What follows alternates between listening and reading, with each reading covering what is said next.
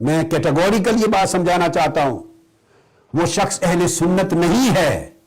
اہل سنت نہیں ہے، اہل سنت سے خارج ہے، جو خلافت مرتضوی کے دوران مولا علی شیر خدا کے دور میں جو اختلاف ہوا صفین کا یا دیگر جنہوں نے آپ کی خلافت کو نہیں مانا، صف آرا ہوئے، آپ کے مد مقابل ہوئے، جو اس میں مولا علی شیر خدا کو حق پر نہ جانے اور سمت مخالف کو غلط نہ جانے، وہ اہل سنت ہی نہیں ہے۔ امام ابو الحسن اشعری سے لے کر امام ماتریدی تک، امام طحاوی تک، امام نصفی تک، اور آج شیخ عبدالحق محدث دہلوی اور ہمارے اکابر تک، 1400 سال امام بہقی تک الاعتقاد، امام شہرستانی، الغرض 1400 سال میں عقیدہ اہل سنت پر جو کتاب لکھی گئی ہے، یہ بات میں بتا رہا ہوں بڑے وثوق کے ساتھ، 1400 سال میں عقیدہ اہل سنت پر جو کتاب لکھی گئی، اشاعرہ ہوں یا ماتریدیہ ہوں یا شرح عقائد نسوی ہو، یا آج تک جو کتاب لکھی گئی، اور فقہا تھے، ائمہ تھے، محدثین تھے، ائمہ عقیدہ تھے، سب نے بلا اختلاف مولا علی شیر خدا کو حق پر مانا ہے۔ تو مقصد میری بات کا یہ ہے کہ مولا علی شیر خدا رضی اللہ تعالیٰ عنہ اب اس سچویشن میں وہ بیان کر رہے ہیں، جو بات توجہ طلب ہے وہ یہ ہے، وہ فرماتے ہیں کہ جو لوگ، ایک طبقہ ہوگا جو میری محبت کے باعث گمراہ ہو جائے گا، حق چھوڑ دے گا، ایک میرے بغض کے باعث گمراہ ہو جائے گا۔ اب سوال پیدا ہے، یہ ہوتا ہے کہ وہ ان کی محبت والا گروہ کون سا تھا؟ وہ گروہ تھا جو اس وقت ان کے ساتھ تھا، اور جن کی طرف اشارہ فرما رہے ہیں کہ جو میرے بغض کے باعث گمراہ ہو جائے گا، وہ اشارہ فرما رہے ہیں خوارج کی طرف،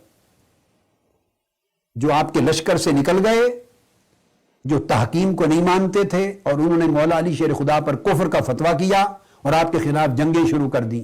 یہ نہج البلاغہ کے خطبے کے عنوان میں بھی خوارجین کا ذکر آیا ہے، اس خطبے کے ٹائٹل میں بھی واضح طور پہ نشاندہی کر دی۔ ایک طبقہ وہ ہے آپ سے محبت کرنے والا، جو شیعان علی کہلاتے ہیں، جو آپ کے ساتھ ہیں، اس وقت وہ اہل سنت ہی تھے، اس وقت تمیز نہیں تھی اہل سنت و اہل تشیع کی، سنی شیعہ کی تمیز نہیں تھی، وہ سب صحابہ کرام تھے اور تابعین تھے، مگر آپ کے محب تھے۔ اب سوال یہ پیدا ہوا، یہ جب آپ نے فرمایا میری محبت کی وجہ سے ایک گروہ گمراہ ہوگا اور میری محبت کا افراط اسے حق چھوڑ کر گمراہی تک لے جائے گا، وہ اشارہ کس کی طرف ہے؟ وہ یہ فرما رہے تھے کہ میری محبت کے افراط میں دشمنان صحابہ نہ بن جانا، گمراہ ہو جاؤ گے۔ میری محبت کے افراط میں دشمنان صحابہ نہ بن جانا، گمراہ ہو جاؤ گے۔ یہی ہوا، یہ ساری تاریخ جو بنی حب علی کے افراط میں بنی، اور جو جو افراط بڑھتا گیا، زیادتی بڑھتی گئی، صحابہ کرام پر طعن و تشریح چلتی رہی۔ اس سے مولا علی شیر خدا نے منع فرمایا تھا کہ میری محبت، اے میرے لشکر، اے میرے حمایتیوں، اے میری محبت میں میرے ساتھ لڑنے والے، مجھے حق پر سمجھنے والوں، میرے ساتھ تلواریں نیام سے نکال کر چلنے والوں، کہیں ایسا نہ ہو کہ آنے والے وقت میں جب اختلافات بڑھیں، آپ دیکھ رہے تھے بنو امیہ کا دور شروع ہو چکا تھا اور ہونے والا تھا، کہ بنو امیہ کے دور میں چھوکرے، بنو امیہ کے لونڈے، جن کو آقا علیہ السلام نے فرمایا اغیلمہ من قریش، اباش لڑکے، اور اس دور کے خطیب اور اس دور کے کئی لوگ غیر محتاط، زبان دراز، وہ سیدنا علی شیر خدا کو سب و شتم کریں گے، اہل بیت اطہار کے خلاف زبان درازی کریں گے۔ دیکھ رہی تھی نگاہ علی، نگاہ مرتضیٰ دیکھ رہی تھی کہ میرے خلاف جب ایک نئی حکومت قائم ہو جائے گی تو ان میں کئی لوگ، نیچلے لوگ، سب و شتم کریں گے، مخالفت کریں گے،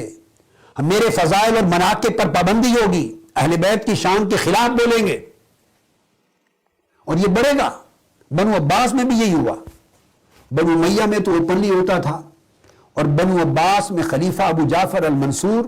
محبت اہل بیت کے نام پر اقتدار میں آئے یہ لوگ، بنو عباس۔ واقعہ کربلا کا بنو امیہ سے انتقام لینے کے لیے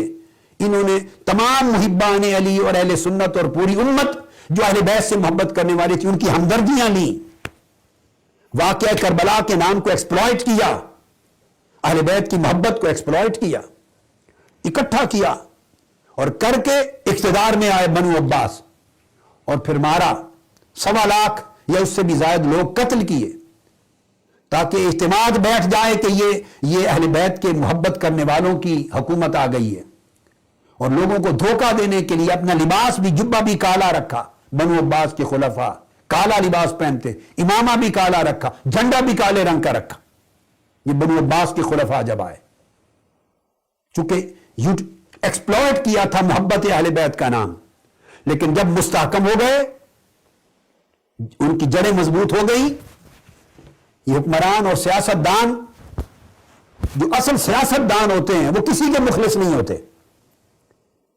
جب ان کی جڑیں مضبوط ہو گئی، حکومت مستحکم ہو گئی، تو پھر بنو امیہ نے تو ایک امام کو شہید کیا تھا، امام حسین کو کربلا معلی میں، حضرت محمد بن حنفیہ اور نفس زکیہ کچھ لوگ نکلے تھے، مگر جب بنو عباس کی جڑیں مضبوط ہو گئی تو اہل بیت کا نام لے کر اقتدار پہ آنے والوں نے کئی ائمہ اطہار اہل بیت کو شہید کیا، مدینہ طیبہ سے لے گئے امام موسیٰ کاظم کو اور کئی ائمہ کو قید کر کے کئی لے گئے بغداد، کسی کو قید خانے میں رکھا، کسی کو شہید کر دیا، کسی کو زہر پلا دیا، امام علی رضا کو قید خانے میں طوس میں ایران میں رکھا اور وہیں شہید ہو گئے، یہ بنو عباس کا وتیرہ تھا۔ چونکہ اہل بیت کے خلاف بنو امیہ کے اندر یہ عمل شروع ہوا، بغض کا، مخالفت کا، سب و شتم کا، اور اسی کو یوٹیلائز کیا بنو عباس نے اور ائمہ اطہار اہل بیت کو شہید کیا۔ اب وہ خاص میں وضاحت کر رہا ہوں کس طرح اشارہ فرما رہے ہیں مولا علی شیر خدا، فرما رہے ہیں چونکہ ان کو خطرہ تھا اہل بیت سے، چونکہ خلافت امام حسن مجتبی نے مصالحت کی تھی حضرت امیر معاویہ سے، اور اس مصالحت کے تحت خلافت پھر واپس امام حسن مجتبی کو جانی تھی، نہ ہو سکا، یزید لعین کی جانشینی ہو گئی، کسی کو خبر نہ تھی، اور حضرت امیر معاویہ تصور بھی نہیں کر سکتے تھے چشم خیال میں کہ یہ بدبخت اتنا بدبخت ہوگا کہ واقعہ کربلا تک جا پہنچے گا۔ وہ فاسق تھا، فاجر تھا، شرابی تھا، بدکار تھا، ساری خرابیاں ضرور تھی، مگر یہ تصور کوئی نہیں کر سکتا تھا کہ نوبت یہاں تک آئے گی کہ امام حسین اور اہل بیت اطہار کو شہید کر کے کربلا میں ان کے مقدس سر نیزوں پر اٹھائے جائیں گے، سروں کو، اتنا بدبخت یہاں تک پہنچے گا، ان کی شہادت سے، ان کے خون سے بھی اپنا منہ رنگنے سے باز نہیں آئے گا، یہ تصور کوئی نہیں کر سکتا تھا۔ انہوں نے منع بھی کیا تھا ان سے تعرض نہ کرنا، ان کے ساتھ سخت رویہ اختیار نہ کرنا، مگر وہ بدبخت، فاسق، منحرف، نافرمان ہر ایک کا نافرمان تھا۔ چونکہ اتنا بڑا واقعہ پیش آیا تو رد عمل ہوا، اہل بیت کی محبت اور دلوں میں بڑھی اور رد عمل ہوا، پھر بنو عباس میں ائمہ اطہار شہید ہوتے گئے، رد عمل بڑھتا گیا۔ اس رد عمل کی طرف اشارہ کر رہے ہیں مولا علی شیر خدا کہ دیکھو اہل بیت اطہار پر مظالم ہوں گے، جبر ہوگا، وہ قید ہوں گے، شہید کیے جائیں گے، جلا وطن کیے جائیں گے، بڑا ظلم ہوگا، مگر تم میری محبت کی وجہ سے افراط کا شکار ہو کر کہیں ان مظالم کی بنیاد پر ایسے رد عمل میں نہ چلے جانا کہ تم اصل ظالموں کی گرفت کرنے کی بجائے صحابہ کرام پر زبانیں کھولنے لگ جاؤ اور خلفائے راشدین پر زبانیں کھولنے لگ جاؤ اور وہاں تک جا پہنچو جو آقا علیہ السلام کے محبوب تھے، مقرب تھے، جو حضور علیہ السلام کے جانثار تھے، جو تاجدار کائنات کے سچے وفادار تھے، جو میرے بھائی تھے، ہم نے مل کے زندگیاں گزاری تھی، ہجرت کی تھی، جہاد کیے تھے، تن من دھن لٹائے تھے، کہیں ان پر تمہاری زبانیں نہ کھل جائیں، کہیں ان کی گستاخی نہ کرنے لگو، ان پر تان نہ کرو، ان پر سب و شتم نہ کرو، خلفائے راشدین تمہارا ٹارگٹ نہ بن جائیں۔ وہ اشارہ یہ کر رہے تھے کہ دیکھ رہے تھے نگاہ سے کہ کیا کچھ ہونے والا ہے بعد ازاں، مگر کہیں اس کے رد عمل میں، ری ایکشن میں، ریونجفل ہو کر تم اس کے رد عمل میں افراط حد سے نہ بڑھ جانا اور حد سے بڑھنے کا مطلب ہے وہ جو اس پورے معاملے میں ذمہ دار اور قصوروار نہیں ہوں گے، وہ اجل صحابہ کرام اور خلفائے راشدین، کہیں ان کی گستاخی کی طرف نہ آ جانا، ان پر تہمتیں نہ لگا دینا اور تمہاری زبانیں ان کی تہمتوں کے لیے نہ کھل جائیں، یہ فرما رہے تھے۔